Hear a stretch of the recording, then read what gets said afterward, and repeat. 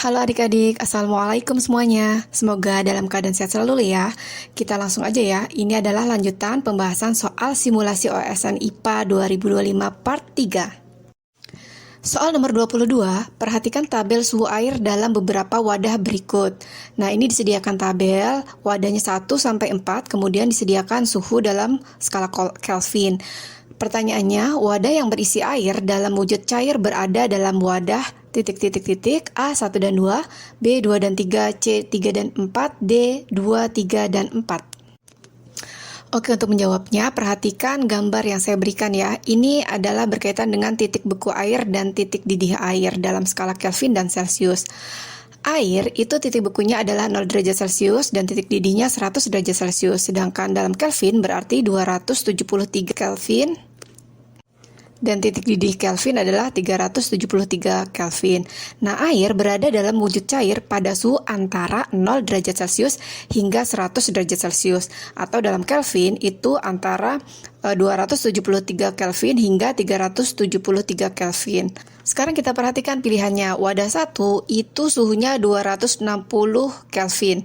Nah, 260 Kelvin ini di bawah 273 Kelvin. Artinya air membeku, wujudnya padat. Kemudian yang wadah 2 itu 300 Kelvin. Nah, 300 Kelvin itu dalam rentang 273 sampai 373 Kelvin ya. Berarti dia wujudnya cair. Kemudian wadah 3, 360 Kelvin itu juga dalam rentang 273 sampai 373 Kelvin. Artinya dia wujudnya cair. Sedangkan wadah 4, 400 Kelvin itu berada di atas 373 Kelvin. Artinya di sini air sudah menguap. Nah, wujudnya itu tidak lagi cair tetapi gas. Jadi air dalam wujud cair itu terdapat pada wadah 2 dan 3. Jawabannya adalah yang B. Soal nomor 23, perhatikan gambar berikut.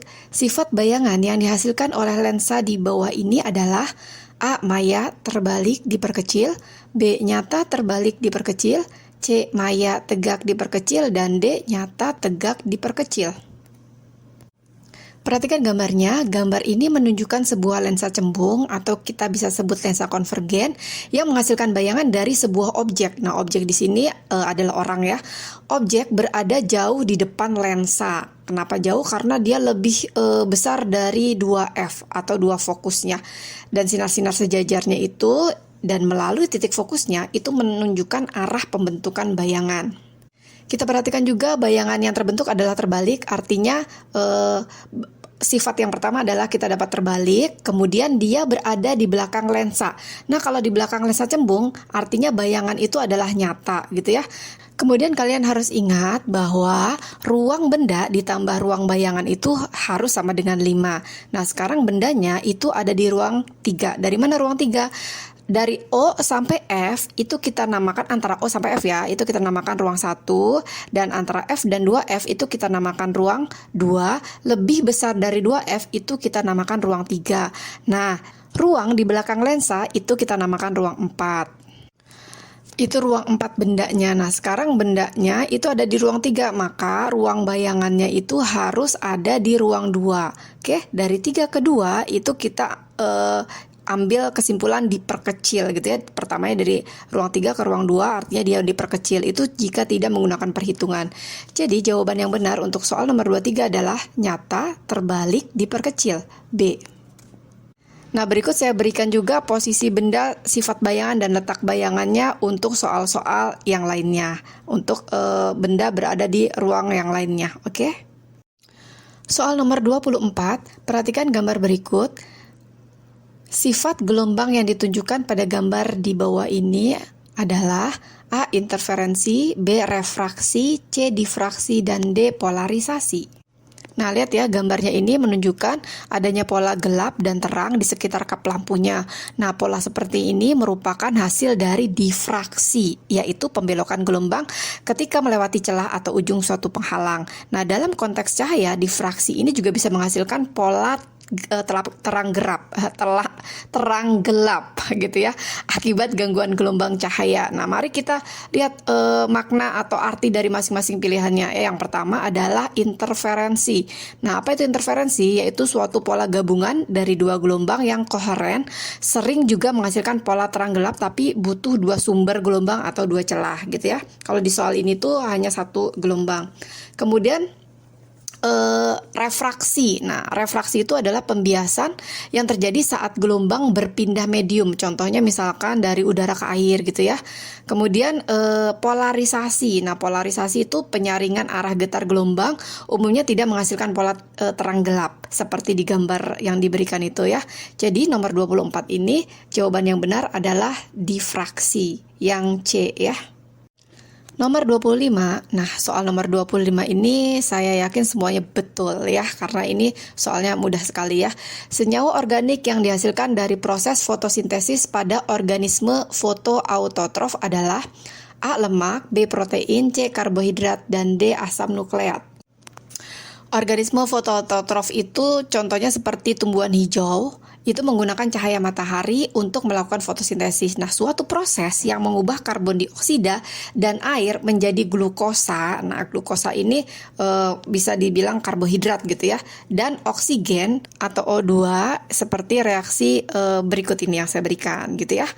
Nah, produk utama dari fotosintesis adalah karbohidrat. Nah, dalam bentuk glukosa tentunya. Senyawa organik lain seperti lemak, protein, dan asam nukleat itu bisa disintesis oleh organisme kemudiannya. Tetapi karbohidrat adalah hasil langsung dari fotosintesis.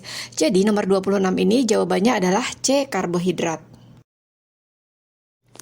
Soal nomor 26, berikut pernyataan yang tepat mengenai sel darah putih pada manusia adalah A. komponen seluler yang terbanyak kedua pada darah manusia, B. memiliki kemampuan gerak amoeboid, C. memiliki kandungan pigmen berupa senyawa hemoglobin, D. tidak memiliki nukleus dan sebagian besar organel sel.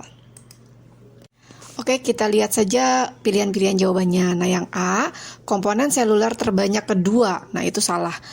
Urutan komponen seluler darah yang pertama itu adalah sel darah merah atau eritrosit, yaitu 99%.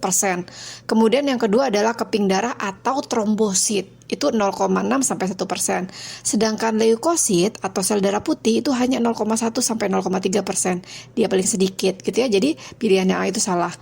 Kemudian pilihan B, memiliki kemampuan gerak amoeboid. Nah, sel darah putih itu dapat bergerak seperti amuba.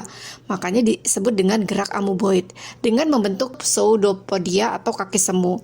Kemudian ini memungkinkan mereka bermigrasi ke jaringan yang terinfeksi atau rusak. Jadi jawaban yang B ini adalah benar ya. Kita pilih jawaban yang B, kita kunci. Kemudian yang C, memiliki kandungan pigmen berupa senyawa hemoglobin. Nah, ini juga salah karena hemoglobin itu hanya dimiliki oleh eritrosit atau sel darah merah. Leukosit itu tidak mengandung hemoglobin. Kemudian yang D kita cek, tidak memiliki nukleus dan sebagian organel. Nah, ini juga salah ya. Leukosit memiliki nukleus lengkap dan organel seluler seperti misalkan mitokondria, lisosom, dan lain-lain. Jadi jawaban nomor 26 itu adalah yang B. Soal nomor 27, bagian yang berkaitan dengan indera keseimbangan tubuh pada manusia adalah A. tingkap oval pada koklea atau rumah siput, B. 3 saluran setengah lingkaran, C. saluran Eustachius, D. cerebrum atau otak besar. Baiklah, sekarang kita bahas setiap pilihannya. Yang A, tingkap oval. Nah, ini merupakan bagian dari koklea yang berfungsi untuk meneruskan getaran suara dari tulang pendengaran ke cairan di dalam di telinga bagian dalam. Nah, ini tidak berkaitan atau tidak terkait dengan keseimbangan, tetapi untuk pendengaran. Kemudian yang B, 3 saluran setengah lingkaran. Nah, 3 saluran setengah lingkaran ini merupakan struktur di dalam telinga. Jadi bagian dari sistem vestibular ya. Setiap salurannya berisi cairan dan sel-sel rambut yang mendeteksi perubahan posisi kepala dan gerakan rotasi. Misalkan memutar, mengangguk, dan atau miring. Nah, informasi ini dikirim ke otak untuk menjaga keseimbangan tubuh. Dari sini kita ketahui bahwa jawaban nomor 27 ini adalah yang B. Tapi kita cek yang C, saluran Eustachius. Nah, saluran Eustachius itu mengubah menghubungkan telinga tengah ke tenggorokan untuk menyeimbangkan tekanan udara. Jadi tidak berperan dalam keseimbangan tubuh gitu ya. Kemudian cerebrum atau otak besar ini meski menerima informasi keseimbangan dari dalam telinga, tapi cerebrum itu bukan bagian sensorik langsung yang mendeteksi keseimbangan. Jadi fungsinya lebih ke pemrosesan informasi, bukan untuk organ keseimbangan itu sendiri. Jadi jawaban nomor 27 adalah yang B, yaitu 3 saluran setengah lingkaran. Soal nomor 28, salah satu aplikasi magnet adalah penggunaannya dalam dinamo motor. Medan magnet dalam alat tersebut berfungsi sebagai A. Menjaga putaran dinamo dalam mengkonversi energi gerak menjadi energi listrik. B. Merekatkan besi di dalam dinamo agar kabel di dalamnya tidak berhamburan. C. Memberikan dorongan kepada ban yang berputar. D. Menghasilkan gas pada mesin agar generator menjadi lebih cepat berputar. Nah, kalian jawab apa nih kemarin? Jadi dinamo atau generator listrik itu bekerjanya itu berdasarkan prinsip induksi elektromagnetik ya, atau yang kita kenal dengan hukum Faraday. Berikut peran medan magnet di dalam dinamo. Dalam dinamo, ketika kumparan kawat di dalam dinamo itu berputar dalam medan magnet, terjadi perubahan flux magnetik gitu ya. Jadi perubahan flux ini menginduksi gaya gerak listrik atau GGL pada kumparan. Jadi energi gerak atau rotasi itu diubah menjadi energi listrik. Medan magnetnya mempertahankan interaksi antara stator itu bagian dalamnya, dan rotor itu bagian yang berputar agar konversi energi itu berlangsung stabil. Jadi jawaban nomor 28 ini adalah untuk menjaga putaran dinamo dalam konversi energi gerak menjadi energi listrik. Nomor 29. Nah, nomor 29 ini soalnya adalah berikut yang tidak termasuk fungsi ekor pada hewan adalah A. Menjaga keseimbangan, B. Membantu pergerakan, C. Membantu pertahanan, dan D. Mempercepat pertumbuhan. Nah, saya juga yakin nih nomor 29 pasti kalian juga benar semua gitu ya. Jadi ekor pada hewan itu memiliki beberapa fungsi penting ya, di antara lain 1. Menjaga keseimbangan. Misalnya pada kucing gitu ya, saat berjalan di tempat yang sempit, ekornya itu berfungsi untuk menjaga keseimbangan. Kemudian yang kedua, membantu pergerakan. Contohnya seperti pada ikan, dan dia menggunakan ekornya untuk berenang. Kemudian yang ketiga, ekornya itu dapat membantu pertahanan. Contohnya misalkan pada kadal yang dapat memutuskan ekornya, atau biasa kita kenal dengan sebutan autotomi untuk menghindari predator. Tapi ekor itu tidak berperan dalam mempercepat pertumbuhan. Nah, pertumbuhan dipengaruhi oleh apa? Faktor genetik, hormon, nutrisi, dan lingkungan, bukan fungsi dari ekor. Jadi jawaban nomor 29 ini jelas yang D, mempercepat pertumbuhan. Soal nomor 30. Bagian jantung yang memiliki kemampuan kontraksi paling kuat adalah A. Serambi kanan, B. Bilik kanan, C. Serambi kiri, dan D. Bilik kiri.